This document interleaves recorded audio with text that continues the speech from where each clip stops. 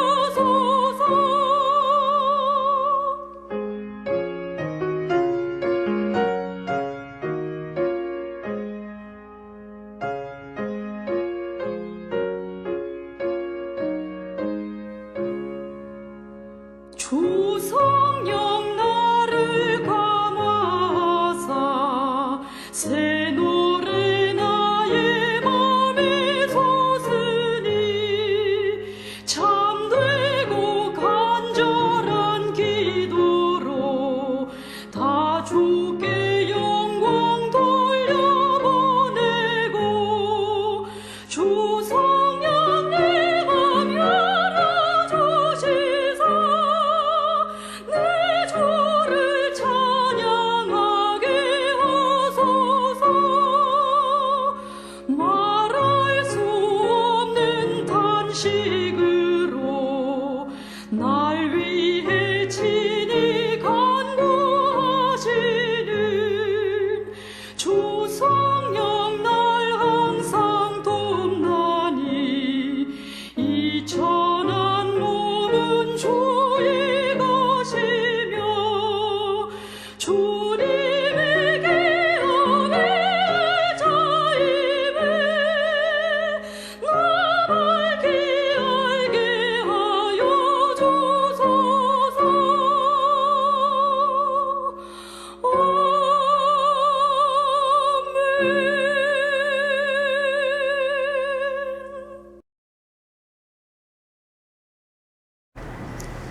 다 같이 기도드리겠습니다.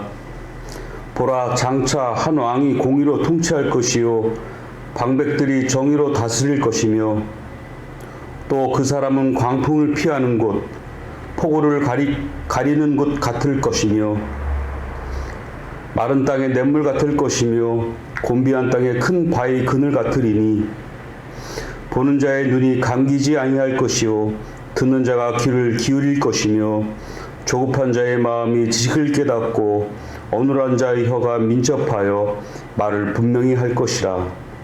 어리석은 자를 다시 존귀하다 부르지 아니하겠고 우둔한 자를 다시 존귀한 자라 말하지 아니하리니 이는 어리석은 자는 어리석은 것을 말하며 그 마음에 불의를 품어 간사를 행하며 패역한 말로 여호와를 거스리며 줄인 자의 속을 빗게 하며 목마른 자에게 마실 것을 없어지게 함이며 악한 자는 그 그릇이 약하여 악한 계획을 세워 거짓말로 가련한 자를 멸하며 가난한 자가 말을 바르게 할지라도 그리함이거니와 존귀한 자는 존귀한 일을 계획하나니 그는 항상 존귀한 일에 서리라.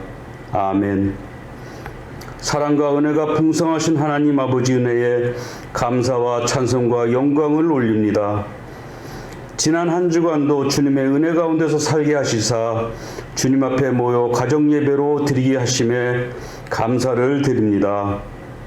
오늘 이 시간 저희들이 드리는 이 예배가 오로지 주님께만 드려지기를 원하오니 홀로 오셔서 영광받아 주시옵소서.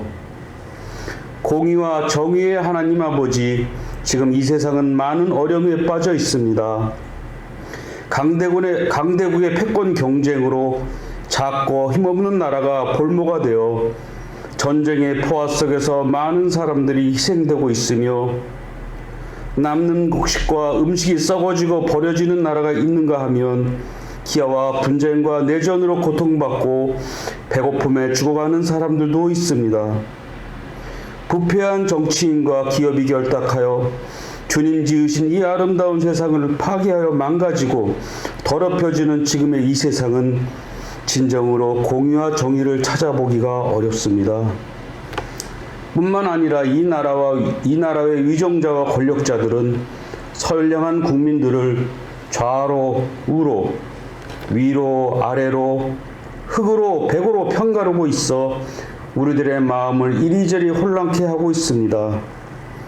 그 옛날 이스라엘 백성들이 하나님 말씀에 순종하지 아니하고 우상을 섬기며 거짓 예언자의 말에 귀 기울이며 남을 해치는 더러운 손과 거짓을 말하는 입과 악한 말을 하는 혀로 말미암아 주님을 크게 진노케 하셔서 이스라엘을 멸망케 이르게 한 그때와 지금의 세상과 무엇이 다를 바 있겠습니까? 주님 간구하오니 지금의 이 나라와 이 세계를 구원하여 주시옵소서. 주님께서 원하시는 공평과 정의로 이 나라를 통합하고 화합하는 선한 지도자들로 거듭나게 하시옵소서. 저희들에게는 올바른 지식을 쌓게 하시고 옳고 그름을 잘 판단하는 산 지식을 허락하셔서 이리저리 휩쓸림이 없는 강건한 주님의 백성으로 거듭나게 하시옵소서. 주님의 계명을 잘 지키며 말씀을 사모하고 주님께 항상 간구하고 아뢰는 주님의 백성들, 세상에 주님의 의를 전하고 이웃의 선함을 베푸는 백성들로, 주님께서 기뻐하시는 백성들로 거듭나게 하시옵소서. 저희들의 의라 생각하는 일들로부터 부디 주님의 의를 가리지 않게 하시고 날마다 때마다 저희를 감독하여 주시고 인도하여 주시옵소서. 하나님 아버지, 코로나 오미크론 바이러스로 인하여 각자의 처소에서 가정예배로 주일을 맞이하고 있습니다.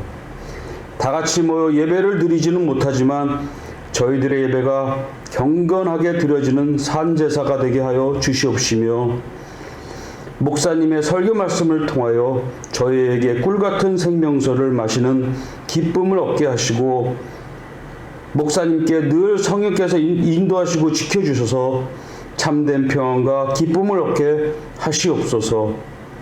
지금은 예배의 시작이 오니 마치는 시간까지 주님 홀로 임재하셔서 선한 예배의 시종을 이끌어 주실 믿사오며 저희에게 공의와 정의, 사랑과 은혜를 아낌없이 베푸시는 우리 주 예수 그리스도의 이름으로 간절히 기도하옵나이다. 아멘.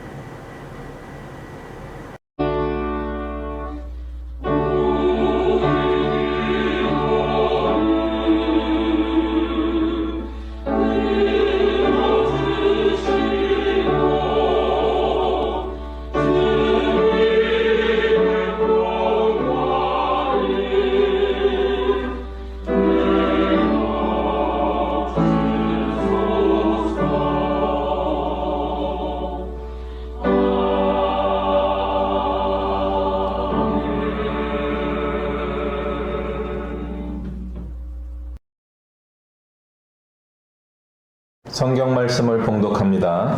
이사야서 11장 10절부터 16절까지의 말씀입니다. 제가 받들어 봉독하겠습니다. 그날에 이새의 뿌리에서 한 싹이 나서 만면의 기치로 설 것이요 열방이 그에게로 돌아오리니 그가 거한 곳이 영화로우리라.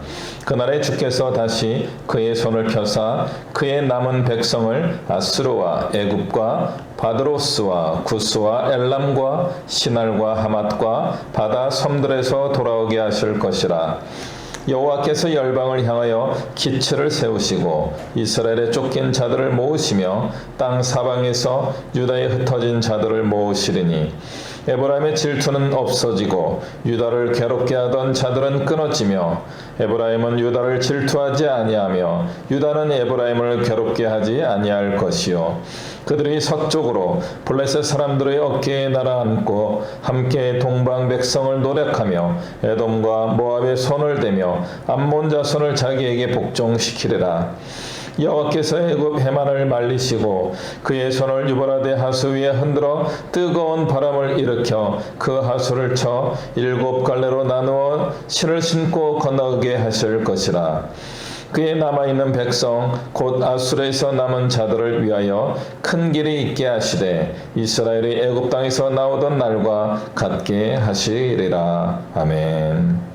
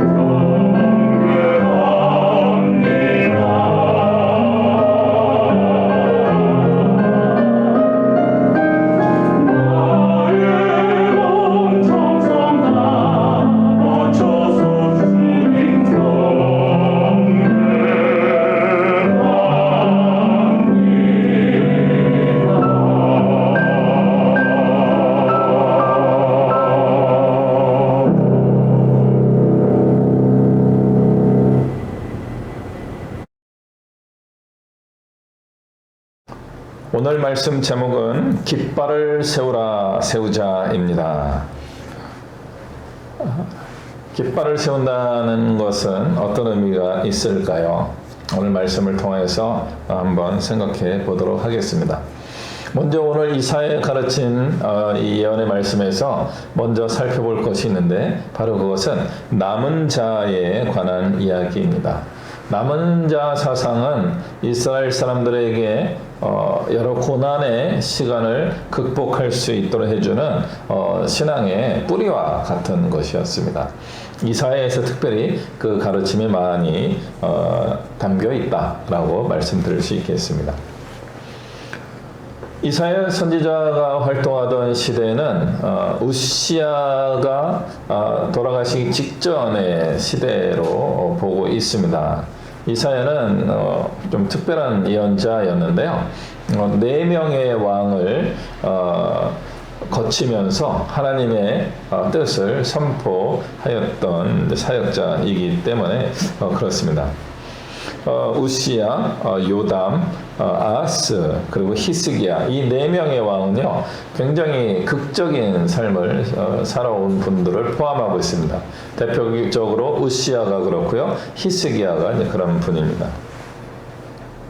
우시야라는 왕의 이름은 아사랴라고도 불려지게 되는데요. 여호와는 나의 힘이다 라는 그런 뜻입니다. 그러니까 하나님을 의지하는 사람이라는 이름으로 불렸고요. 실제로 그런 이름답게 살아간 왕 중에 한 분입니다.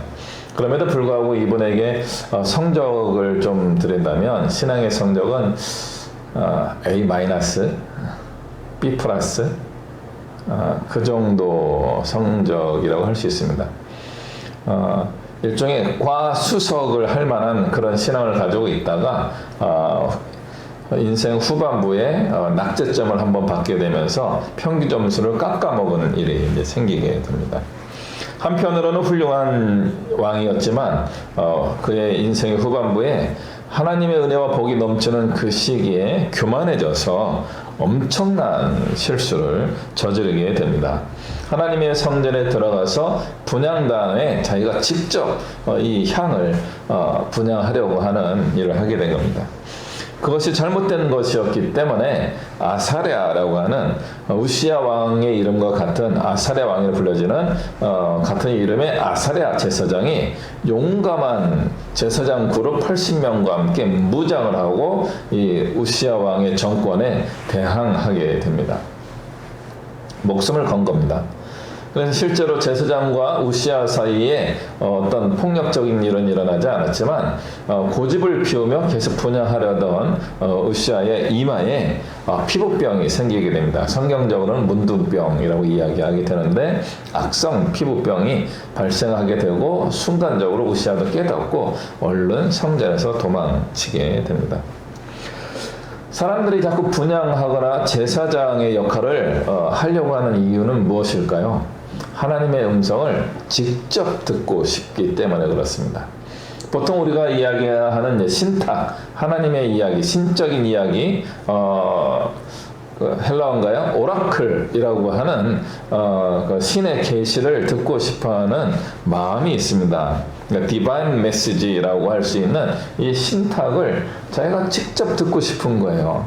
그러니까 중간에 제사장이라든가 매개자를 또 미신이나 무속에서는 무당 이런 샤만 이런 사람들을 중간에 끼고 하니까 자꾸 불편한 거죠. 좀 은밀하게 조용히 깊이 하나님을 내가 직접 만나고 싶은 욕구가 고대 사회에는 있었습니다. 물 현대에도 있죠.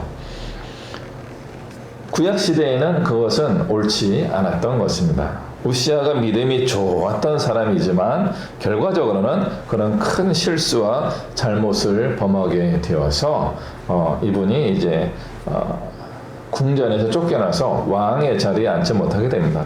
그래서 아들 요담을 왕으로 세우고 섭정이라고 하죠. 간섭하면서 정치에 참여하면서 요담이 아버지가 살아계시기 때문에 아버지가 회개하고 믿음으로 요담을 잘 권해줬기 때문에 요담도 성적이 좀 괜찮은 왕이라고 할 수 있습니다.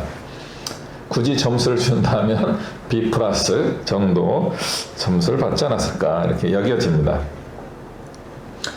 우시야 같은 경우는 피부병에 걸려서 돌아가셨기 때문에 왕들이 묻히는 무덤에 묻히지 못하고 그 무덤 곁에 있는 근처에 새로 그 안장하는 그런 좀 안타까운 마지막을 맞이하게 됩니다. 우시의 아들 요담 이후에 아하스라고 하는 왕이 대를 이어서 통치자가 되는데 이 사람은 F를 받게 됩니다. 성경의 표현에 의하면은 이스라엘의 역대 왕들의 죄를 따라갔다 이렇게 표현하고 있습니다. 그래서 이 사람이 죽은 다음에 유명한 히스기야라고 하는 아하스의 아들이 이제 왕이 이제 됩니다. 히스기야도 점수 얼마나 줄까요? A+ 주기는 어렵습니다. 이분 A+ 받을 만한 분은 성경에서는 다윗 왕 정도 계신 것 같고요. 이분 나중에 히스기야 말고 이제 요시야 같은 왕 같은 분도 A0, A-와 A0 사이로 왔다 갔다 하는. 오시아 같은 경우는 A-에서 B+ 사이로 왔다 갔다 하는 그런 왕이 아니실까 이런 생각을 해보게 됩니다. 물론 이제 제가 개인적으로 성적을 드리는 거니까 뭐 아주 성경적인 근거를 가지고 있는 건 아닙니다. 제가 해석을 해보니까 그 정도 성적이 아니실까 이라고 보는 겁니다. 그럼에도 불구하고 하나님의 평가는 다를 수 있습니다. 이런 이 격동의 시기에 이사야가 예언을 하였습니다. 이 이사야의 예언의 이야기들이 굉장히 의미가 있어요. 아시라에 끌려간 북왕국 이스라엘 사람들의 회복을 예언하고 있는 겁니다. 이새의 줄기와 이새의 뿌리에서 태어난 자가 하나님의 백성을 회복하게 될 것이다. 북왕국은 지금 아시라에게 거의 멸망하고 실제로 멸망한 시기를 또 이사야가 경험하기도 합니다. 이사야가 예언한 이 11장의 말씀이 언제쯤인지는 시간을 정확하게 가늠하기는 어렵지만 그 전체 시기를 다 통틀어서 볼 수 있지 않을까 이제 생각이 됩니다. 남은 자가 돌아올 것이다. 그 영어로 표현은 렘넌트라고 합니다. 렘넌트. 영화 제목으로도 사용되어 있던 이 제목입니다. 남은 자, 살아남은 자. 이 남은 자 사상은 두 가지 의미를 담고 있다라고 볼 수 있습니다. 한 가지는 다른 사람들이 타락하고 잘못된 길을 가고 있음에도 불구하고 나는 하나님의 말씀 안에 머물러서 주님의 뜻대로 살겠습니다 라고 하는 믿음의 신념을 지키며 살아가는 사람들을 의미할 수 있습니다. 그들이 대표적인 남은 자입니다. 두 번째는 죄로 인하여서 징계를 받았지만 하나님께서 그 중에 몇 명을 회복시키셔가지고 다시 한번 기회를 주신다 하는 의미가 남은 자 사상이기도 합니다. 그래서 열왕기하 25장 역대하에 등장하는 말씀 중에 보면은 마지막 남왕국 유다의 왕들 몇 명 나오는데 시드기야와 여호야긴이라고 하는 왕이 등장합니다. 여호야긴도 바벨론의 포로로 잡혀갑니다. 시드기야도 바벨론의 포로로 잡혀가게 됩니다. 근데 시드기야는 두 아들이 시드기야 눈앞에서 처형을 당하게 됩니다. 그리고 시드기야 눈을 상하게 해서 시각장애제를 만들어서 놋쇠사슬에 묶여서 바벨론으로 끌려가게 됩니다. 근데 여호야긴이라고 하는 먼저 끌려갔던 그 왕은 죄수의 신분에서 복권이 돼서 왕의 식탁에서 밥을 먹을 수 있도록 허락을 받게 됩니다. 이 부분에서는 여호야긴이 남은 자에 속할 수 있습니다. 여호야긴이 회개했을 겁니다. 그러나 그 전에는 시드기야와 거의 비슷한 악한 왕이었습니다. 그럼에도 불구하고 바벨론으로 포로로 잡혀갔던 이스라엘 왕 중에서 하나님께서 기회를 주신다 하는 의미로 여호야긴이 복권이 되는 장면이 열왕기하에 기록되게 됩니다. 이사야가 전해준 이 말씀은 어떤 의미에서는 그런 미래를 향한 예언의 말씀이 분명합니다. 앞으로 하나님께서 남은 자를 정하셔서 회복시키실 텐데 그 남은 자의 축복을 받으면 좋겠다. 그 축복의 사람이 되십시오 라고 하는 희망의 말씀을 전하고 있습니다. 그렇지만 우리는 첫 번째 의미를 더 추구하면 좋겠습니다. 타락의 시대에도 하나님의 말씀을 지키며 의롭고 거룩한 삶을 살아가는, 그래서 남은 자로 선택받는 그런 우리 믿음의 사람들이 되었으면 좋겠습니다. 오늘 이제 이사야 말씀에서 이새의 줄기, 이새의 뿌리라는 의미를 한번 살펴보게 됩니다. 이것은 어떤 의미에서 다윗의 자손을 의미하는 것입니다. 그런데 왜 이사야는 다윗의 자손 중에서 가지에서 새싹이 나고 뿌리에서 새로운 희망이 솟는다 라고 표현하지 않고 이새의 줄기와 이새의 뿌리라고 했을까요? 이게 제가 생각하기에는 영어식 개념에서 디폴트라고 하는 의미가 있습니다. 요즘 이제 러시아가 우크라이나를 침략해가지고 국제 제재가 가해져서 러시아가 파산하게 될 지경이다라고 하는 부분을 쓸 때 디폴트라는 단어를 쓰기도 합니다. 디폴트라는 의미에는 어떤 국가가 파산에 직면했다, 파산하게 된다라고 하는 의미를 표현하고 있는 것입니다. 그런데 이 디폴트에는 또 다른 의미가 있습니다. 기본값이라고 하는 의미가 들어 있습니다. 그래서 이것을 사용하는 부분이 어디가 있냐면 은행에서 이 디폴트 금리라는 개념, 디폴트 정책이라는 개념을 쓰기도 합니다. 또 한 가지는 컴퓨터를 구매하셨을 때 공장에서 세팅을 기본적으로 해서 보내주는 것을 디폴트 값이라고 이야기하게 됩니다. 이 디폴트라고 하는 의미는 제가 이제 오늘 나누고 싶은 이야기는 뒷부분입니다. 이새의 뿌리, 이새의 줄기라고 하는 의미는 디폴트예요. 공장 초기 값입니다. 컴퓨터가 내 손에 들어오기 위하여 공장의 전문가들이 세팅한 그 값을 가지고 우리가 사용하는 겁니다. 그러나 컴퓨터를 조금 더 쓸 줄 아는 사람은 어떻게 합니까? 이 디폴트 값을 조금 더 조절하게 됩니다. 성능이 좀 더 좋아지게 하기 위해서 사용하기도 하고요. 너무 열이 많이 나게 되면 오히려 성능을 좀 낮춰가지고 열이 나지 않아서 컴퓨터를 오랫동안 사용할 수 있도록 해주는 그런 방법을 적용하기도 합니다. 이 디폴트라는 의미는 그래서 그 기준의 의미를 가지고 있습니다. 이새의 뿌리, 이새의 줄기라고 하는 의미는 디폴트입니다. 아직 다윗이 되기 전에 다윗을 의미하는 겁니다. 다윗의 자손들은 오랜 역사와 시간을 거치면서 유다 왕국의 통치자가 될 수 있었습니다. 누구 덕분입니까? 다윗 덕분입니다. 그런데 이제 새롭게 등장하는 다윗의 자손은 다윗의 후광을 입고서 등장하는 왕이 아니라 이새의 아들과 같은 디폴트 값을 가지고 태어난 존재가 될 것이다. 근데 이 디폴트 값이 달라지는 거죠. 다윗과 사울 왕의 차이는 무엇일까요? 조건은 똑같았습니다.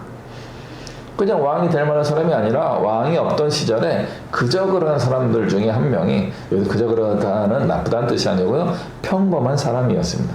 평범한 사울과 평범한 다윗이 있었는데 둘 다 이스라엘의 첫 번째 왕이 됩니다. 사울이 먼저 됐다가 폐유가 되고 다윗은 나중에 됐지만 영원한 다윗 왕조의 이름이 되었습니다. 어떻게 그 차이가 있습니까? 디폴트 값은 같았는데 이분들이 변화되었기 때문에 그렇습니다. 믿음이 좋았던 사울 왕은 디폴트 값이 조절되면서 악화당으로 바뀌었습니다. 반대로 좀 이기적인 면이 있었던 디폴트 값을 가지고 있었던 다윗은 점점 하나님 말을 신뢰하고 하나님의 뜻을 이루어가는 정말 존경받을 만한 왕으로 성장하게 됩니다. 이 디폴트 값의 이 평범함 속에서 등장하는 사람들이 이러한 차이가 발생하게 되는 겁니다. 그래서 좀 노력하는 사람, 믿음을 따라 살아가는 사람들을 의미할 때는 다윗과 같이 되면 좋겠다 이렇게 이야기하는 겁니다. 그런데 오늘 이사야가 예언하는 이 이세 뿌리의 그 새롭게 등장할 이스라엘의 통치자는 디폴트 값이 다릅니다. 이분에게 주어진 디폴트 값은 기본이 이거예요. 여호와의 영이 임재한 사람입니다. 지혜와 총명의 영이 임재한 사람입니다. 모략과 재능의 영이 그 위에 있습니다. 지식과 여호와를 경외하는 영이 임재한 분입니다. 디폴트 값이 월등하게 높은 분이에요. 딱 다가오는 거죠. 이분은 평범한 사람이 아니었던 겁니다. 이 구절을 우리 축복의 말씀으로 사용할 때가 많이 있습니다. 지혜의 영이 임하고 지식의 신이 임하고 총명의 신, 여호와를 경외하는 신이 우리에게 임하게 해주십시오. 이 기도 좋은 기도입니다. 그러나 이사야가 예언한 이 11장의 그 인물은 우리가 아니에요. 우리에게 그런 유사한 일이 일어나면 좋겠다 하는 의미로 축복 기도로 사용하는 것은 아주 좋지만 이 말씀은 바로 예수 그리스도를 의미하는 것입니다. 태어나실 때부터 기본값이 월등하게 높은 분입니다. 하나님의 영과 하나가 된 분이죠. 바로 예수 그리스도이십니다. 그분이 오시게 되면은 그분이 공의와 정직과 성실함으로 판단하고 선을 행하시게 될 것이다. 이것이 이사야서 11장 1절부터 9절까지 있는 말씀의 내용입니다. 예수님 오셔서 성실과 공의와 정의로 이 땅을 통치하시게 되면 이 땅의 모든 악이 바뀐다는 거예요. 그 악은 뭐냐면 약육강식입니다. 약육강식의 세계가 바뀌게 될 것이다. 적과의 행복한 동거가 이루어집니다. 늑대와 어린 양이 함께 지냅니다. 표범과 새끼 염소가 함께 뒹굴뒹굴 누워 있습니다. 송아지와 새끼 사자가 함께 풀을 뜯어 먹습니다. 어린아이가 맹수들을 가축처럼 가지고 다니고 독사굴에 갓난아이가 손을 집어넣고 장난을 치더라도 독사들이 물지 않고 물려도 독이 퍼지지 않는 평화의 시대가 올 것이다. 이것이 이사야 선지자가 예언한 축복의 시대입니다. 그런 시대가 올 수 있는 이유는 핵심은 원리는 한 가지입니다. 9절에 있는 나오는 말씀인데 물이 바다 덮음같이 여호와를 아는 지식이 온 세상에 충만하게 될 때입니다. 우리가 부르는 물이 바다 덮음같이 여호와의 영광을 인정하는 것이 온 세상 가득하리라. 이 노래는 하박국 2장에 있는 말씀을 노래로 만든 겁니다. 이 하박국 2장에 있는 말씀은 다른 내용이에요. 이 다른 내용은 악인들이 그 징계의 바다에 다 덮여서 고난을 당하는 그때에 하나님의 영광이 온 세상에 가득한 것을 보게 될 것이다 하는 그 예언입니다. 그래서 그때 온 세상을 덮는 물이 바다를 덮는 것 같은 그 하나님의 영광의 물결은 저주받은 사람들 또는 징계받는 사람들에게 망했구나, 하나님의 영광이 저렇게 놀랍고 위대한데 하는 좌절의 메시지를 주고 있는 것입니다. 그러나 이사야 11장 9절의 말씀은 다릅니다. 이 말씀은 희망의 말씀입니다.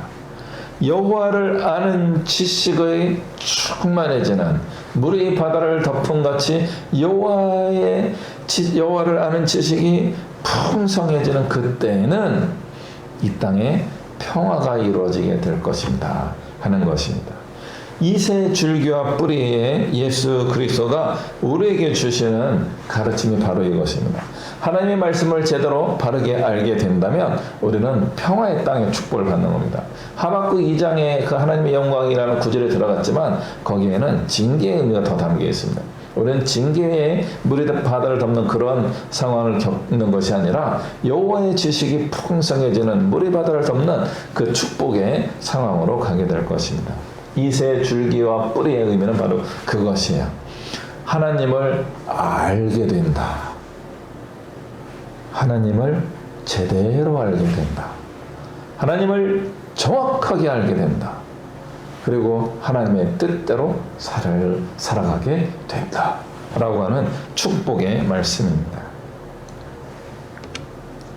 그러므로 우리는 심판 가운데 하나님의 영광을 바라보며 당황하는 그런 자리에 있어서는 안 됩니다.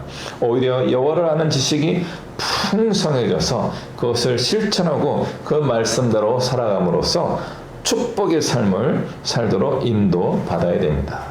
왜냐하면 우리가 바로 남은 자이기 때문에 그렇습니다. 이제 이사야서 11장 10절 이후에 기치를 높이 세운다. 기치를 세운다. 이 기치가 뭐예요? 깃발을 의미하는 겁니다. 깃발. 기치를 높여라. 깃발을 세워라 하는 것입니다. 예수 그리스도의 깃발을 세우는 것입니다. 그러면요, 열방이 그 깃발로 모이게 된다. 이것이 이사야가 자기도 모르게 했던 예언입니다. 그렇지만 11절 이후에는 다른 내용이 들어가요. 강대국을 다시 하나님이 야단을 치고 또 주변의 에돔이나 암몬이나 모압을 우리가 힘으로 굴복시켜가지고 우리가 지배하게 될 것이다 하는 국제적 폭력을 좀 유대 그 당시의 의미를 담고 있지만 자기도 모르게 했던 이야기가 열방이 모든 민족이 그 깃발로 모이게 될 것이다 하는 예언을 한 거예요. 원래는 거기에 포커스가 있는 겁니다.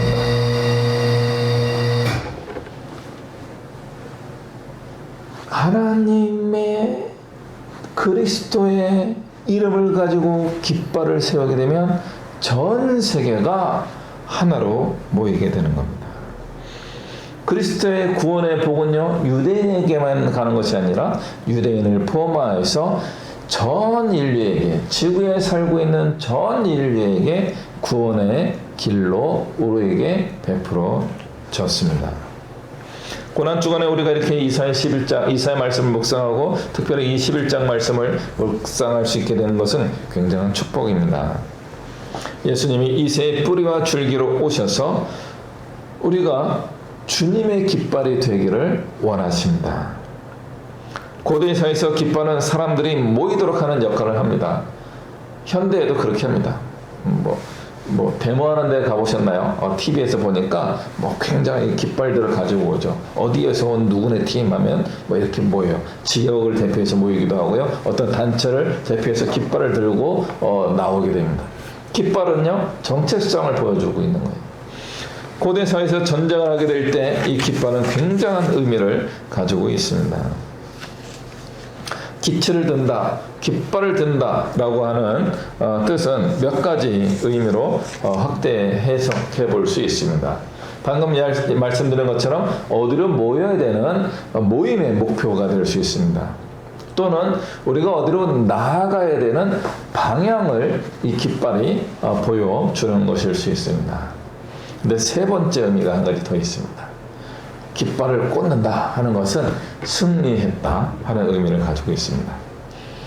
여러분이 인터넷 같은 데서 보면은 유명한 사진이 있어요. 군인들 한 6명 정도가 깃발을 세우려고 하는 그 동상이 있고요. 동상에 미국 성조기가 휘날리는 그런 사진을 본 적이 있을 겁니다. 그 장면은 1945년 8월 15일 일본이 항복하기 직전 6개월 전에 이오지마라고 하는 섬에 상륙했던 미국의 아마 해병대일 거예요. 그 군인들이 상륙해서 거기서 우리가 이겼다 하고 일본 땅에 미국 깃발을 꽂는 장면을 사진으로 찍은 것이고요. 그것을 동상으로 만든 것입니다. 이게 나중에 퓰리처상인가 그런 것도 받은 그런 사진이라고 합니다. 어떤 의미예요? 미국이 태평양 전쟁에서 승리했다, 그런 의미입니다. 트라이엄프예요. 예수 그리스도의 깃발은 그런 의미입니다. 승리하는 겁니다. 이사야가 그걸 예언한 거예요.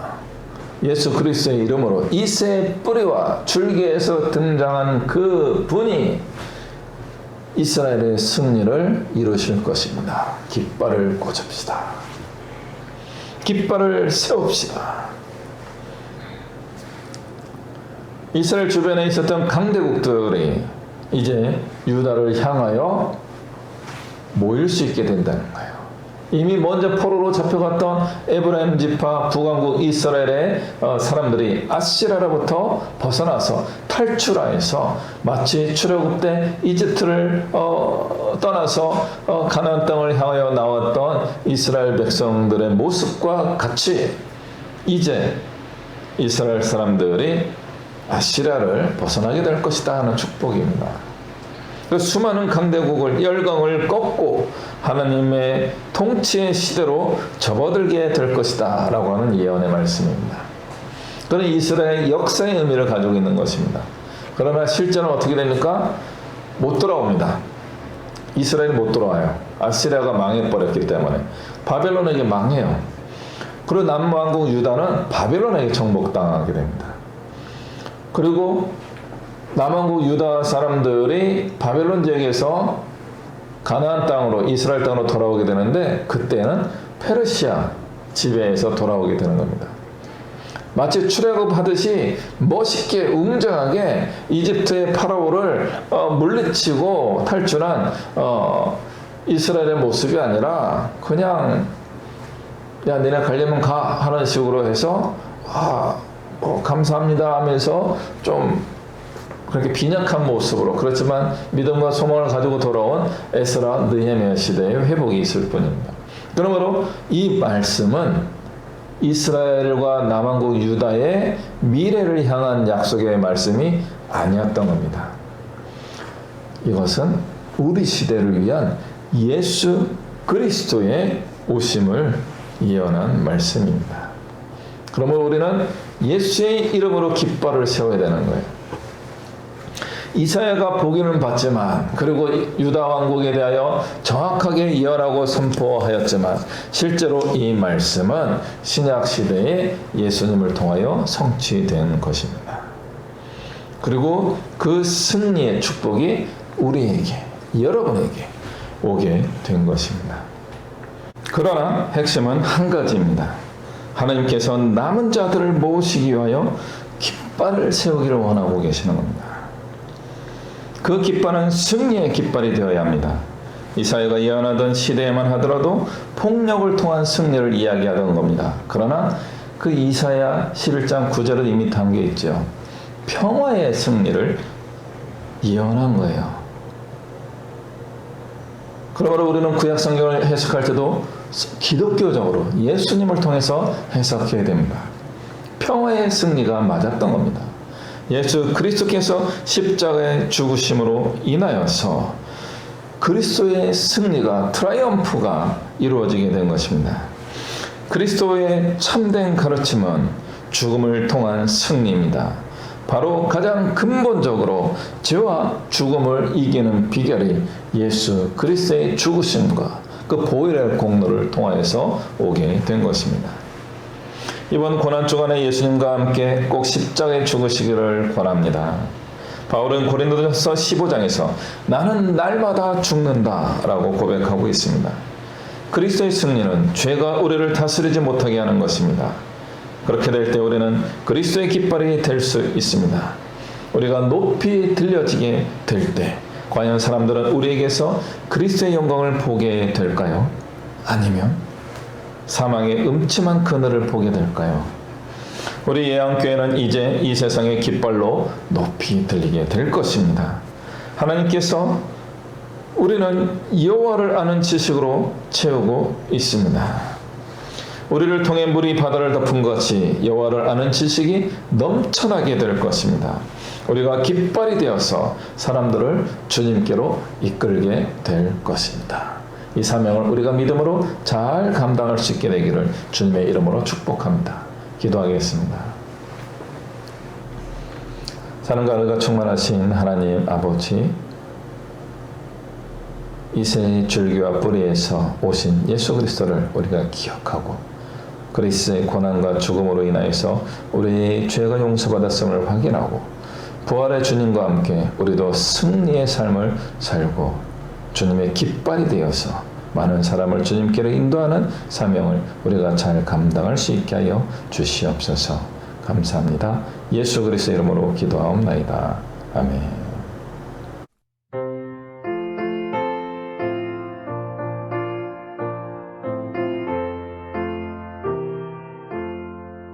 천지에 있는 이름 중 귀하고 높은 이름, 주 나시기 전 지으신 구주의 이름 예수. 주 앞에 내가 엎드려 그 이름 찬송함은 내 귀에 들린 말씀 중 귀하신 이름 예수. 주 십자가에 달릴 때 명패에 쓰인 대로 저 유대인의 왕이요 곧 우리 왕이시라. 주 앞에 내가 엎드려 그 이름 찬송함은 내 귀에 들린 말씀 중 귀하신 이름 예수.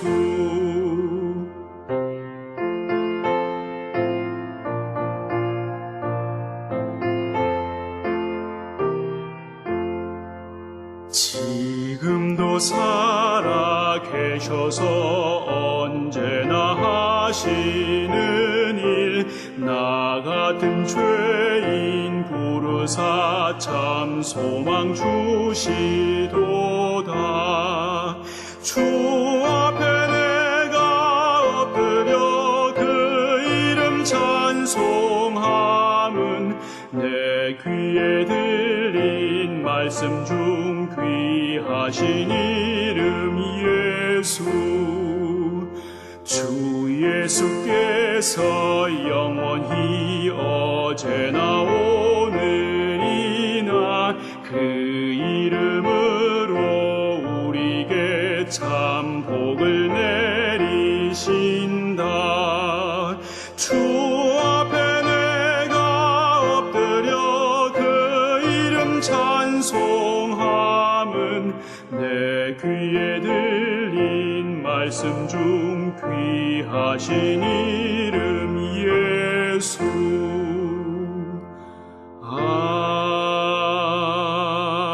아멘.